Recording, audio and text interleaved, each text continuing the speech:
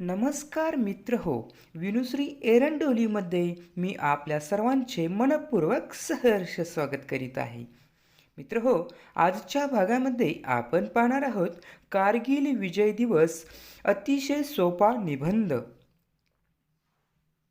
कारगिल विजय दिवस हा भारतासाठी अत्यंत महत्त्वाचा दिवस आहे. दरवर्षी 26 जुलै रोजी हा दिवस साजरा केला जातो. या दिवशी भारतीय जवानांनी पाकिस्तान विरुद्ध लढून कारगिल युद्धात विजय मिळवला होता. 1999 साली पाकिस्तानने कारगिलच्या पर्वतरांगामध्ये घुसखोरी केली होती. त्यांनी चढाई करून भारताच्या हद्दीत कब्जा केला होता. ही बाब समजल्यावर भारतीय सैन्याने तात्काळ कारवाई सुरू केली. ऑपरेशन विजय या नावाने ही लढाई झाली.